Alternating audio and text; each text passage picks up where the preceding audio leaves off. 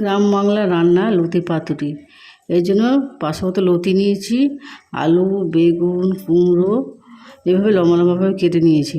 তারপরে 2 চামচ মতো পোস্ত, 2 চামচ মতো সরিষা, কাঁচা লঙ্কা, অল্প একটু করে আদা এবং নারকেল সব একসঙ্গে পেস্ট বানাবো, এই জন্য রেডি করেছি। আধবেলা নারকেলটাকে ভালোভাবে কুটিয়ে নিয়েছি।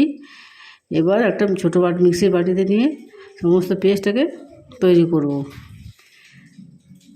সরিষা দিয়ে দিলাম, পোস্তটাও দিয়ে দিচ্ছি, এবার আধবেলা নারকেলটাও দিয়ে দেবো, আদা টুকরো আর কাঁচা লঙ্কাটা দিয়ে দেবো। শীতকালে আপনি ধনেপাতা দিতে পারবেন, তাহলে ভালো গন্ধ বেরোবে শীতকালের সময়।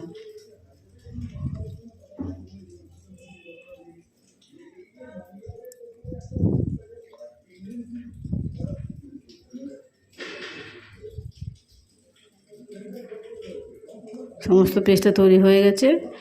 দিয়ে আমি বড় একটা পাত্র নিয়েছি, লতিগুলোকে, কুমড়ো, বেগুন সমস্ত কিছু উপকরণগুলো একটা মধ্যে দিয়ে দিলাম।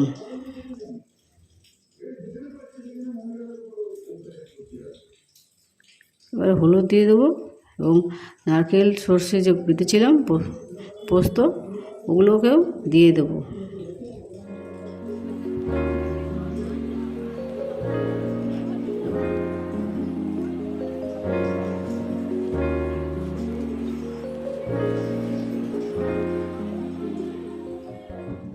পরিমাণ মতো নুন দিয়ে দিচ্ছি। এবার সর্ষের তেল দেবেন এর মধ্যে, ঘানি সর্ষের তেল হলে ভালো হয়, ভালো গন্ধ বেরোবে। বেশি করে সর্ষের তেল দিয়ে এটাকে ভালোভাবে চটকে চটকে মেখে নেব। একটা তাওয়া নেবেন, তাওয়ার মধ্যে বা চাটুতেও দিতে পারেন পাতুরি করার জন্য। আমি তাওয়ার মধ্যে কলা পাতাগুলো সাজিয়ে সাজিয়ে দিচ্ছি। নিচের দিকে বেশি করে কলা পাতা দেবেন, যাতে সবজিগুলো বেশি পুড়ে না যায়।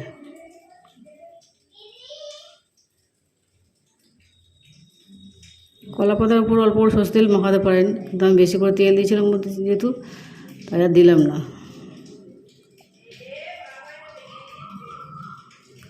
কলা পাতার উপরে যতটা ধরবে ততটা দেবেন। আমার অনেকটা তৈরি করেছিলাম বলে দুবারে তৈরি করেছি আমি। এবার মশলা মেশানো জলটা ছিল অল্প করে দিয়ে দেবেন, তাহলে ভালো সিদ্ধ হবে। এর উপরে আবার কলা পাতা চাপিয়ে দিচ্ছি আমি। কলা পাতাগুলোকে দড়ি দিয়ে বাঁধতে পারেন, কিন্তু আমার টাইমের অভাব ছিল, আমি আর দড়ি দিয়ে বাঁধিনি। সময়ের অভাব, এখনকার মানুষের সময়ের খুবই অভাব, শর্টকাটে সবাই খুঁজতে চায়। আমিও এর উপরে চাটু বসিয়ে দেবো। যাদের সময় আছে ধরে বেঁধে দড়ি দিয়ে বাঁধতে পারেন। গ্রাম বাংলার মা ঠাকুমারা এগুলো করতো ভালোভাবে, তৈরি অনেক টাইম নিয়ে তৈরি করতো। আমাদের হাতে সময় কম। এবার গ্যাসের উনুনে বসিয়ে দিলাম। এবার হয়ে আসলে একটু দেখবো, চেক করে দেখবো হয়েছে কি না। তলার দিকটা একটু লেগে লেগে গেছে, এবার হবে একটু উল্টে দিতে হবে। এবার একটু পোড়া পোড়া গন্ধ বেরোলে ভাবেন যে ভালো মতো তৈরি হয়েছে।